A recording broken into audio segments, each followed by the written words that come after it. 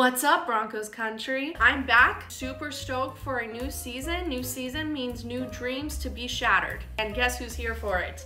This dummy right here. If we've learned one thing, it's that we've learned nothing over these years, and the delusional optimist is back at it again. But it is time to get you all prepped for what you need to know going into this next season. So here is your 2024 season preview. Let's go. 1, Russ is out. Yep, that's a fact.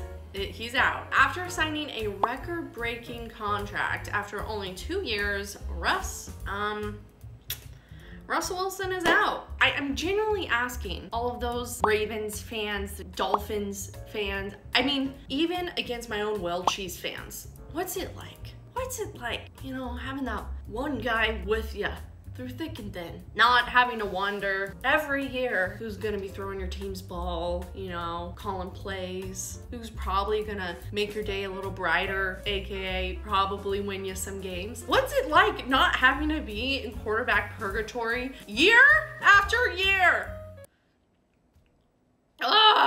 Releasing Russ did not come without a huge cost. Okay, we're talking $53 million in 2024 and $32 million in 2025. We are literally paying Russ $38 million this year to play for the Steelers. When I think about these last 2 years, it's hard to not think it was all a fever dream. You know, like, was it even real? Did it happen? Just like the spinning top in Inception that like helps them know if they were dreaming or not. The only way I know if it was a dream or not is, can't really even say it, those words, you know. Broncos country, let's ride. 2, everyone is now gone. Everyone. Because of this insane dead cap that Russ's contract caused, the Broncos had to make some major cuts and adjust contracts and released quite a few key players or traded them altogether. I mean, we lost Chris Manhertz, Jerry Jeudy, Lloyd Cushenberry, Josie Jewell, Jonathan Harris, Mike Purcell, Hayden Stearns, and the one that hurts the most, Justin Simmons. I mean, even Cortland Sutton was on the chopping block, even after his insane year last year. But as of now, he's reporting training camp and he seems content with his contract with like 12,000 question marks after that sentence. I have no idea. I don't know. Someone knock on wood. The thought of that stresses me out so much. Oh, we can't lose him. We can't. Everyone's gone. 3, but we did gain some notable players. We signed safety Brandon Jones from the Dolphins, possible replacement for Justin Simmons. Defensive tackle Malcolm Roach from the Saints as we continue to turn the Denver Broncos into the Denver Saints. Linebacker Cody Barton from the Commanders. Cornerback Levi Wallace from the Steelers. Wide receiver Josh Reynolds from the Lions, who could help to bring in some veteran leadership to this team because, like I said, I think at least once before, everyone is gone. Offensive tackle Matt Peart from the Giants, and quarterback Zach Wilson from the Jets. Yep, that guy, who didn't even choose to take jersey number 3 to make all of our lives a little bit easier, so that's cool. And listen, a lot of people were shocked by us picking him up, and that's me putting it nicely, but he was practically free to sign, and at that moment in time, the only quarterback we had was Jarrett Stidham, which brings me to my next point. Have you had Spindrift? God, it's good. 4, quarterback carousel. Carousel? Either way it's said, I hate it. It is quite literally tradition for the Denver Broncos to be in quarterback purgatory every single offseason. If Jarrett Stidham does not win the starting quarterback role, that means we will be on to our 14th quarterback since Peyton Manning in 8 years. In 8 years, that is almost 2 quarterbacks a year. Quick math. But all that to say, we did use our #1 draft pick this year to draft this guy, Mr. Bo Nix from Oregon. He's one of the oldest rookies to get drafted this year. So some can argue that he brings a type of level-headedness and maturity into this role that other rookies aren't. So fingers crossed, right? At this moment, before our first preseason game against the Colts, the depth chart is listed as number 1, Stidham, number 2, Wilson, number 3, Nix, right? What's that? You would think Sean Payton wants his guy to start. What? Should Broncos country give any weight to this decision? Absolutely not. First of all, it's preseason, which still matters, but it's preseason. Second of all, one could say one of Sean Payton's favorite pastimes is screwing with media. So anything that's reported, unless you see it, I just don't know if I trust it.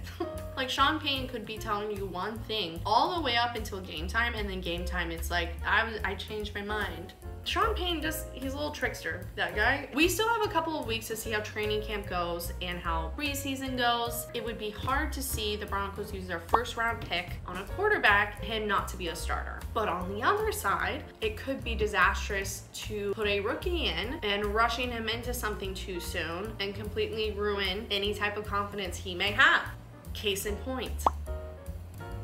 So enjoy your ride on this carousel, dummies, because who knows if we'll ever get off.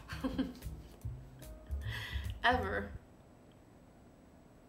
Spindrift, sparkling water, and real squeezed fruit. 5, some notable games. Now, I'm gonna cover my schedule breakdown here in a video in a week or so, but the top 3 games that I am looking forward to are week 2 against the Steelers, because that's when we face off against the old Russ W. Week 7 against the Saints, as Sean Payton returns home to New Orleans for the first time, and week 12 against the Raiders, where we have the chance to break our 8-game losing streak and win in Vegas for the first time ever.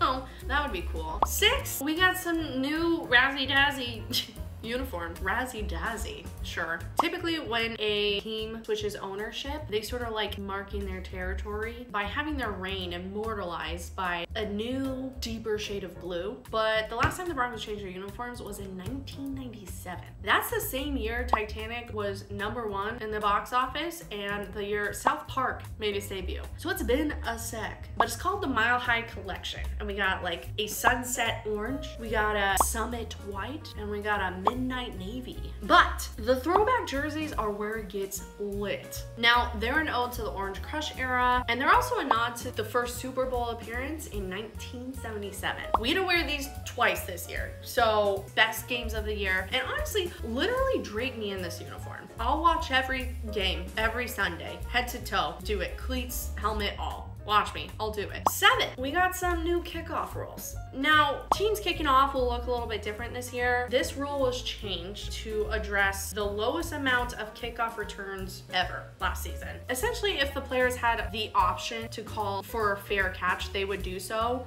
they could start on the 25 and not get pummeled by a 6'5" man, right? That makes sense to me. So now, the team that is kicking, right, they cannot start moving until the receiver catches the ball, or the ball lands in between the end zone and the 20-yard line. Now, I have incredibly simplified this rule and probably explained it incorrectly, so I will link a video that can explain it way better than I ever could. Yes, you were correct. I am useless. Well, training camp is well on its way. After this, we are gonna have our 53-man roster. Who's gonna win the QB battle? Who are the rookies that are gonna make a splash? Who's gonna be running back 2 to my main man, Javonte? That's honestly the main question I have, right? First game this weekend against the Colts, and yes, preseason does matter. You cannot tell me otherwise. Go Broncos. Spindrift. Drink it.